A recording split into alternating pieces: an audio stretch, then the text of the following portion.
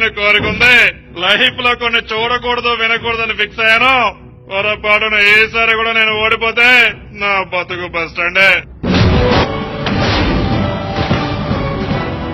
ఇప్పుడు నా పార్టీలో ఉన్నవాడికి రిస్కే, కొత్తగా నా పార్టీలోకి వచ్చేవాడికి రిస్కే. నాశనం చేసేస్తాను. నాన్నగారిని వెండిపోటు పొడిచావు. మేమెంత నేను భయపెడితే భయపడడానికి ఎవరన్నా నందమూరి ఫ్యామిలీ అనుకున్నావా? ఓటర్లు ఓటుతో చంపేస్తారు.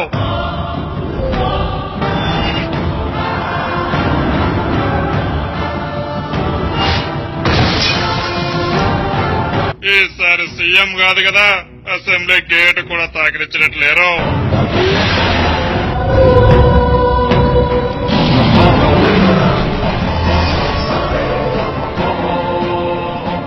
గెలవాలంటే నా పార్టీలో కాదు, వేరే పార్టీలోకి పోండి.